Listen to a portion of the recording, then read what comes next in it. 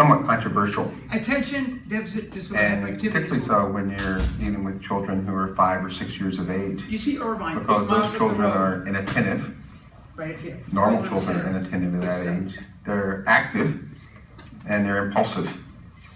stuff. So the symptoms of the disorder, inattention, hyperactivity, and impulsivity, are in some ways just behaviors of childhood. So attention deficit disorder is a disorder only when those behaviors are very extreme and produce some significant impairment in the child's life, both at home and at school. So the definition of ADHD, attention deficit hyperactivity disorder, is really linked into how impairing those behaviors become when they're very excessive, occur all the time, and completely disrupt the family and the school life. So that's the basic definition. We can get into the specific details, and they're written down, and they're very objective. There are 9 symptoms that are listed of inattention, There you go. and a child, according to the criteria stated in the Diagnostic and This is good. Statistical You write Manual your paper on this. It's right of the there. American Psychiatric Association, has to have at least 6 of the 9 symptoms of inattention. And those are things like paying attention to detail, sustaining attention long enough to finish, etc. And then there are 9 symptoms of hyperactivity and impulsivity.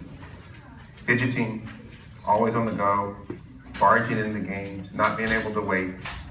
And a child officially, according to the DSM criteria, has to show at least 6 of the 9 symptoms of hyperactivity and impulsivity to meet the criteria of having a problem in that area or that domain. There are 9 symptoms of inattention, and not all, and children have different degrees of that. And there are 9 symptoms of hyperactivity and impulsivity. But not all children are hyperactive and impulsive who have ADHD. And in the Diagnostic and Statistical Manual, there are subtypes. So if a child's just inattentive, they can have ADHD inattentive type if they don't have the hyperactive impulsive symptoms.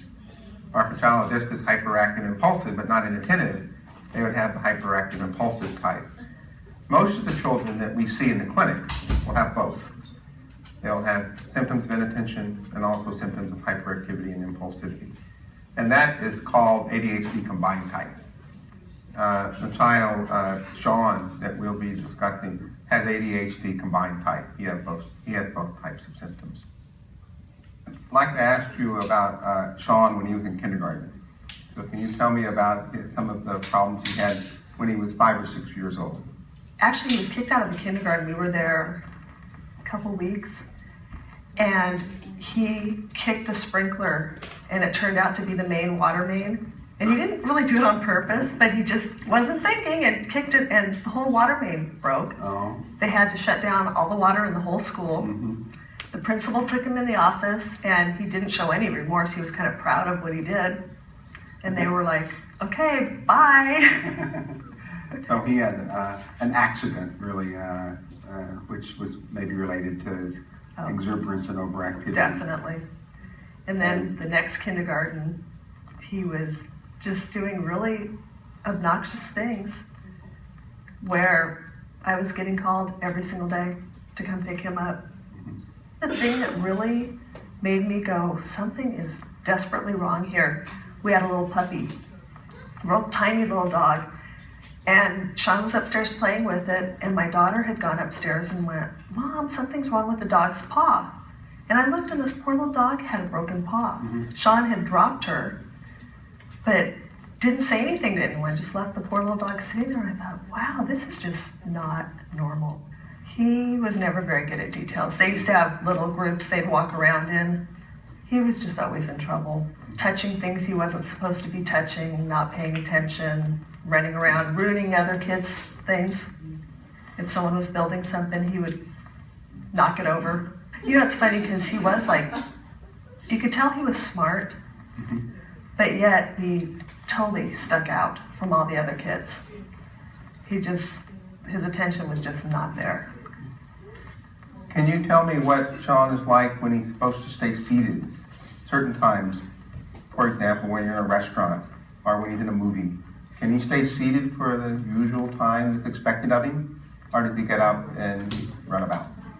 He pretty much does both. I see him fidgeting. When he was little, we'd go to a restaurant and there'd be no way he could sit there and eat. We basically could not take him to a restaurant. He'd have to get up, or we'd go to the movies and he'd be running up and down the So aisle. he can't stay seated when he's required to. It's sort of a normal situation. Never could.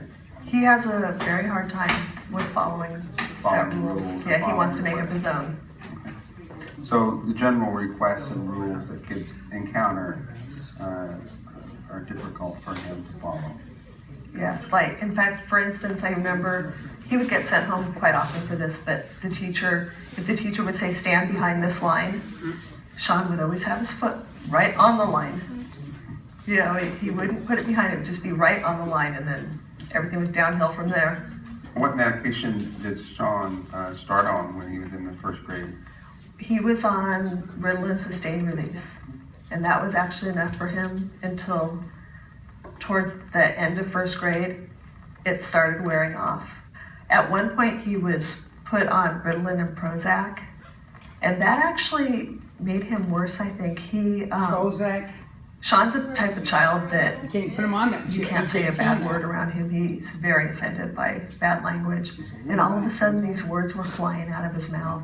Really embarrassing things that he would call teachers. And it wasn't Tourette's saying things. I The teachers. didn't realize it was the medication until we went on a cruise. He couldn't play. They have an area where kids can go so the parents can go do things. Sean was not, he was banned from that area, pretty much. Unless I would sit there. So what did you do next after that? That, I pulled the Prozac. We actually tried Dexedrine. And he was on it one day and it made him, Crazy. he was It's really a- bad. it's a It had methamphetamine. the opposite Dexedrine is effect methamphetamine. on him, basically. Let's go put the kid on And then speed, make him we happy, huh? finally got a combination of, he was doing the sustained release, and then he would take a regular, I think it was like a 10 milligram in the morning, like around 11 o'clock to get him through. And then he needed something at 3. And he needed a lot, and he still needs a lot of medication. I'd like you to tell me now a little bit about what Sean's doing now that he's 11 years old. Can you tell me what he's up to now?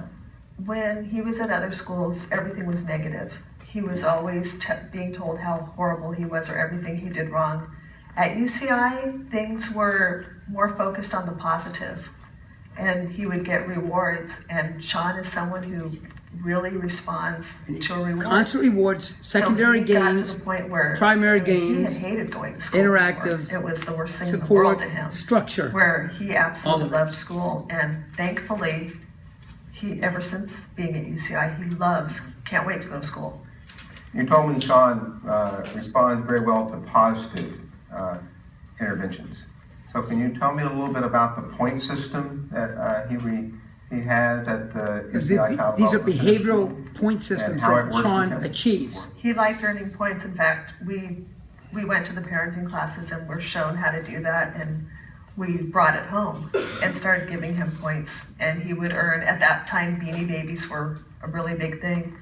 And so I just bought bags full of Beanie Babies, and he would earn one each week if he made his points. And every week made his points because he wanted that. That's a Like, behavioral conditioning. You get And your Beanie Baby getting at the end of the week. Types of Get your treatments points. for ADHD now. He's on medication, and he's also on a behavior modification program. Yes, Where and- the points yes. are used and the positive incentives are emphasized. Yeah, if he were just on medication, it would not be as successful. Yeah.